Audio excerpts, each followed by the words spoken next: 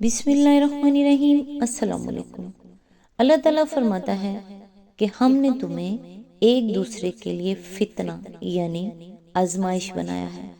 کسی کے لیے اولاد آزمائش ہے، کسی کے لیے شوہر یا بیوی، کسی کے لیے ساس بہو، کسی کے لیے مال، شہرت، عزت یا حتیٰ کہ کسی کی بے رخی، کسی کا رد عمل بھی۔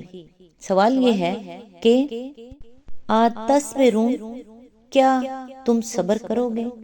یہ سوال بے حد اہم ہے کیونکہ اللہ ہمیں یاد دلا رہا ہے کہ وہ ہمیں لوگوں کے ذریعے آزمائے گا اور کامیابی صرف اسی کی ہے جو صبر کرے گا۔ صبر کا مطلب صرف برداشت نہیں ہے بلکہ دل میں بدگمانی، شکایت، نفرت یا بدلہ لینے کی خواہش نہ رکھنا بھی ہے۔ آج انشاءاللہ سورہ النازعات کی آیت نمبر 20 سے سٹارٹ کریں گے۔ اس کا ترجمہ اور تفسیر تفہیم القرآن سے بیان کروں گی جو اہل سنت جماعت کے لیے ہیں۔ اعوذ باللہ من الشیطان الرجیم، بسم اللہ الرحمن الرحیم۔ پھر موسیٰ نے فرعون کے پاس جا کر اس کی بڑی نشانی دکھائی۔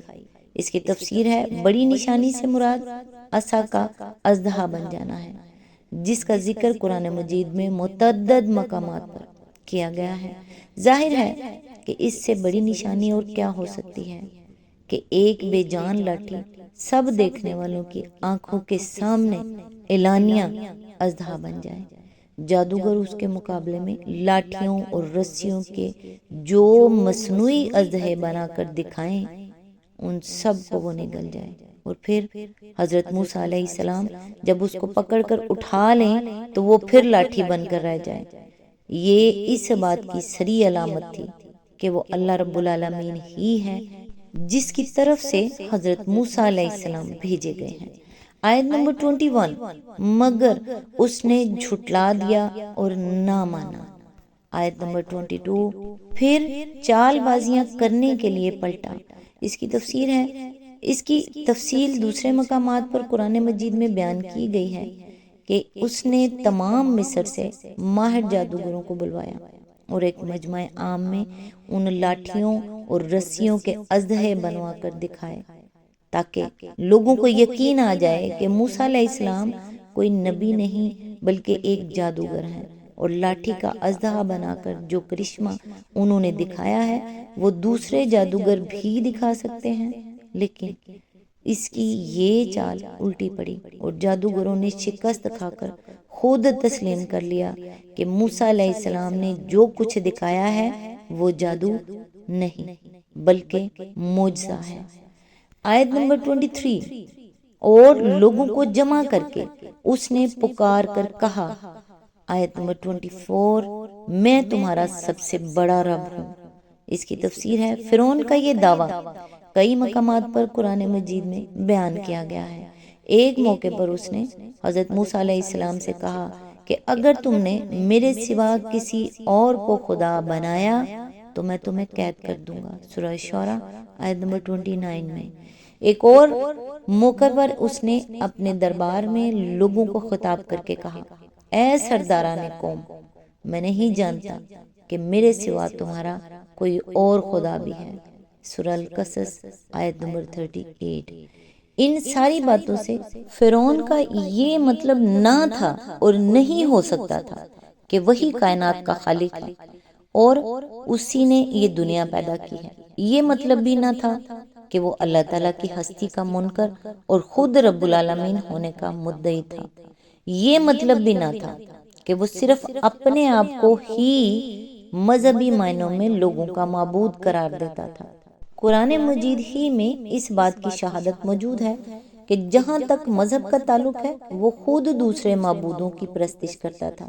چنانچہ اس کے اہل دربار ایک موقع پر اس کو مخاطب کر کے کہتے ہیں کہ کیا آپ موسیٰ علیہ السلام اور اس کی قوم کو یہ آزادی دیتے چلے جائیں گے کہ وہ ملک میں فساد پھیلائیں اور آپ کو اور آپ کے معبودوں کو چھوڑ دیں؟ سورہ الاعراف آیت نمبر 127۔ اور قرآن میں فرعون کا یہ قول بھی نقل کیا گیا ہے کہ اگر موسیٰ خدا کا بھیجا ہوا ہوتا تو کیوں نہ اس پر سونے کے کنگن اتارے گئے۔ یا اس کے ساتھ ملائکہ اس کی اردلی میں کیوں نہ آئے۔ سورہ زخرف آیت نمبر 53۔ پس در حقیقت وہ مذہبی معنوں میں نہیں بلکہ سیاسی معنی میں اپنے آپ کو الہ اور رب العالی کہتا تھا، یعنی اس کا مطلب یہ تھا کہ اقتدار اعلیٰ کا مالک میں ہوں، میرے سوا کسی کو میری مملکت میں حکم چلانے کا حق نہیں ہے، اور میرے اوپر کوئی بالاتر طاقت نہیں ہے جس کا فرمان یہاں جاری ہو سکتا ہو۔ مزید تشریح کے لیے ملاحظہ ہو تفہیم القرآن جلد 2 سورہ الاعراف حاشیہ نمبر 85، جلد 3 سورہ طٰہٰ حاشیہ نمبر 21، سورہ شعراء حواشی نمبر 24 to 26، سورہ القصص حواشی نمبر 52 to 53، جلد 4 سورہ زخرف حاشیہ نمبر 49۔ آیت نمبر 25۔ آخر کار اللہ نے اسے آخرت اور دنیا کے عذاب میں پکڑ لیا۔ آیت نمبر 26۔ در حقیقت اس میں بڑی عبرت ہے ہر اس شخص کے لیے جو ڈرے۔ اس کی تفسیر ہے یعنی خدا کے رسول کو جھٹلانے کے اس انجام سے ڈرو جو فرعون دیکھ چکا ہے۔ آیت نمبر 27۔ کیا تم لوگوں کی تخلیق زیادہ سخت کام ہے یا آسمان کی؟ اللہ نے اس کو بنایا۔ اس کی تفسیر ہے اب قیامت اور حیات بعد الموت کے ممکن اور مقتضائے حکمت ہونے کے دلائل بیان کیے جا رہے ہیں۔ اسی آیت کے ضمن میں آگے فرمایا تخلیق سے مراد انسانوں کی دوبارہ تخلیق ہے، اور آسمان سے مراد وہ پورا عالم بالا ہے جس میں بے شمار ستارے اور سیارے، بے حد و حساب شمسی نظام اور ان گنت کہکشاں پائے جاتے ہیں۔ مطلب یہ ہے کہ تم جو موت کے بعد دوبارہ زندہ کیے جانے کو کوئی بڑی ہی امر محال سمجھتے ہو اور بار بار کہتے ہو کہ بھلا یہ کیسے ممکن ہے کہ جب ہماری ہڈیاں تک بوسیدہ ہو چکی ہوں گی تو اس حالت میں ہمارے پر گندہ جزائے جسم پھر سے جمع کر دیے جائیں اور ان میں جان ڈال دی جائے۔ کبھی اس بات پر بھی غور کرتے ہو کہ اس عظیم کائنات کا بنانا زیادہ سخت اور مشکل کام ہے یا تمہیں ایک مرتبہ پیدا کر چکنے کے بعد دوبارہ اسی شکل میں پیدا کر دینا؟ جس خدا کے لیے وہ کوئی مشکل کام نہ تھا اس کے لیے آخر یہ کیوں ایسا مشکل کام ہے کہ وہ اس پر قادر نہ ہو سکے؟ حیات بعد الموت پر یہی دلیل قرآن مجید میں متعدد مقامات پر دی گئی ہے۔ مثلا سورہ یاسین میں ہے اور کیا وہ جس نے آسمان اور زمین کو بنایا اس پر قادر نہیں ہے کہ ان جیسوں کو پھر سے پیدا کر دے؟ کیوں نہیں؟ وہ تو بڑا زبردست خالق ہے، تخلیق کے کام کو خوب جانتا ہے۔ آیت نمبر 81۔ اور سورہ مومن میں فرمایا یقیناً آسمانوں اور زمین کو پیدا کرنا انسانوں کو پیدا کرنے سے زیادہ بڑا کام ہے مگر اکثر جانتے نہیں ہیں۔ آیت نمبر 57۔ آیت نمبر 28۔ اس کی چھت خوب اونچی اٹھائی پھر اس کا توازن قائم کیا۔ آیت نمبر 29۔ اور اس کی رات ڈھانکی اور اس کا دن نکالا۔ اس کی تفسیر ہے رات اور دن کو آسمان کی طرف منسوب کیا گیا ہے کیونکہ آسمان کا سورج غروب ہونے سے ہی رات آتی ہے اور اسی کے طلوع ہونے سے دن نکلتا ہے۔ رات کے لیے ڈھانکنے کا لفظ اس معنی میں استعمال کیا گیا ہے سورج غروب ہونے کے بعد رات کی تاریکی اس طرح زمین پر چھا جاتی ہے جیسے اوپر سے اس پر پردہ ڈال کر ڈھانک دیا گیا ہو۔ آیت نمبر 30۔ اس کے بعد زمین کو اس نے بچھایا۔ اس کی تفسیر ہے اس کے بعد زمین کو بچھانے کا مطلب یہ نہیں ہے کہ آسمان کی تخلیق کے بعد اللہ تعالیٰ نے زمین پیدا کی، بلکہ یہ ایسا ہی طرز بیان ہے جیسے ہم ایک بات کا ذکر کرنے کے بعد کہتے ہیں پھر یہ بات غور طلب ہے۔ اس سے مقصود ان دونوں باتوں کے درمیان واقعاتی ترتیب بیان کرنا نہیں ہوتا کہ پہلے یہ بات ہوئی اور اس کے بعد دوسری بات، بلکہ مقصود ایک بات کے بعد دوسری بات کی طرف توجہ دلانا ہوتا ہے، اگرچہ دونوں ایک ساتھ پائی جاتی ہیں۔ اس طرز بیان کی متعدد نظیریں خود قرآن مجید میں موجود ہیں۔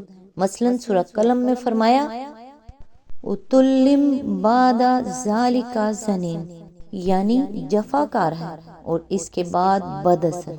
اس کا یہ مطلب نہیں ہے کہ پہلے وہ جفا کار بنا اور اس کے بعد بد اثر ہوا، بلکہ مطلب یہ ہے کہ وہ شخص جفا کار ہے اور اس پر مزید یہ کہ بد اثر بھی ہے۔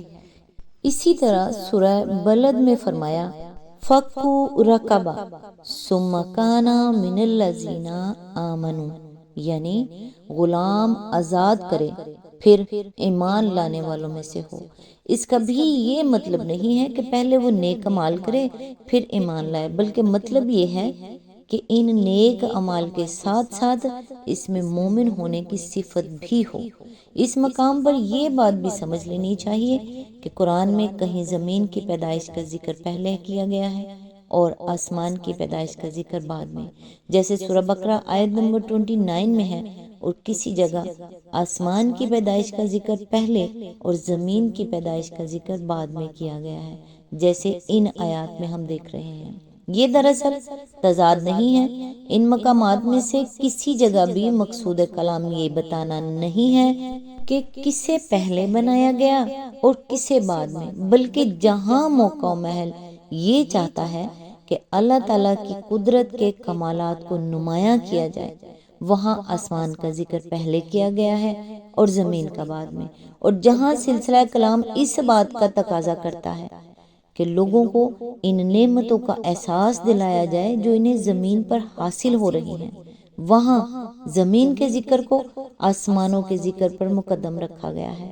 مزید تشریح کے لیے ملاحظہ و تفہیم القرآن جلد 4 سورہ حامیم السجدہ واش نمبر 13 to 14۔ آج تک کے لیے بس اتنا ہی۔